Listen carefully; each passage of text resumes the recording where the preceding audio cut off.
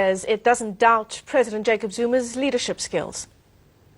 A quality of leadership is a leader that is able to make a consideration and reflect on his own decision, and when necessary correct those decisions. And I think that value is quite important in the leadership of the country. Otherwise, dictators, they believe in their decision are final. Even if the country goes to the brink of collapse, they don't change their own decision, and therefore you have seen a number of the impact of negative decisions elsewhere in the continent that the president said after serious considerations and reflections, and that value is important of any leadership. And I think that's something that I think we can take from the leadership of the president.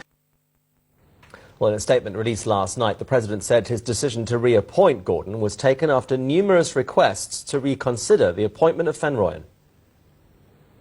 President Jacob Zuma was meant to address members of the National African Federated Chamber of Commerce and Industry here in Midrand. He cancelled at the last minute, but his announcement of the second change in finance minister in a week reverberated here.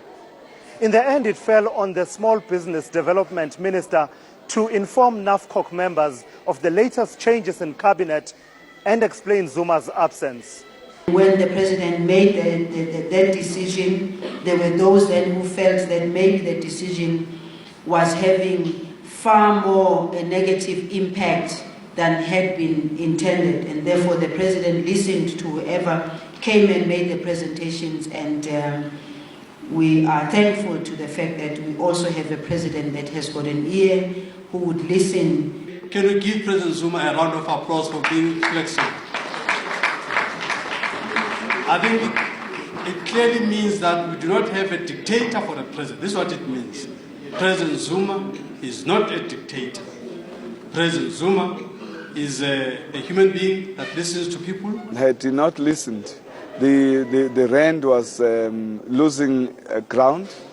The international community was downgrading our country, and our rate of repayment for the loans that we have from the international community was going to be extremely difficult, and the deficit in the economy was going to be even wider.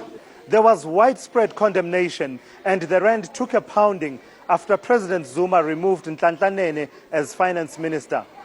And while his latest move is arguably an admission that he erred by appointing David Van Rooyen, others here still believe that the reaction was unwarranted and a sign of prejudice among market players. The first Minister of Finance, after the arrival of Freedom and Democracy, Chris Liebenberg, also had no previous government experience, let alone apprenticeship in the Treasury division.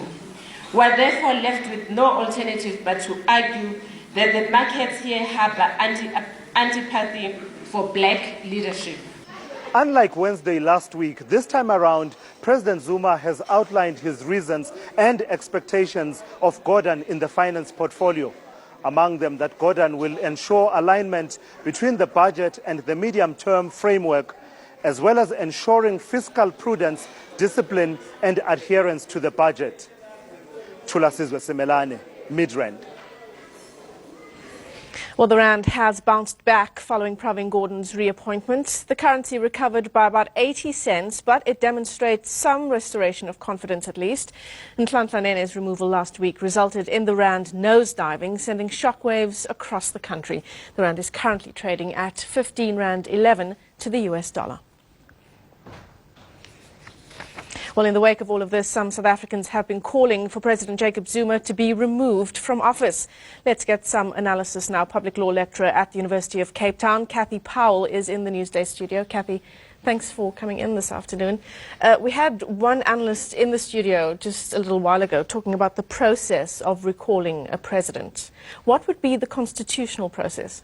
The constitutional process is either to remove him for various negative grounds, so specific grounds of misconduct, incompetence or violation of the Constitution. That's under Section 89. That is what the DA attempted a few months ago. The other option is under Section 102, and that is simply a vote of no confidence. And all you need for that is for a majority of the National Assembly to vote that they have no confidence in the president. They have the choice of producing a vote of no confidence in the cabinet excluding the president, in which case the president has to dissolve cabinet, or they could issue a vote of no confidence in the president himself, and in that case the entire cabinet has to resign. I mean, a week ago you would have said a majority in the National Assembly would be impossible. I'm not so sure right now. Well, the point is, for President Zuma to be removed, members of the ANC have to decide that they want him to go. And they have to be prepared to say it so publicly. That's why many people are saying, no, the ANC must recall him. Constitutionally, the party doesn't recall him.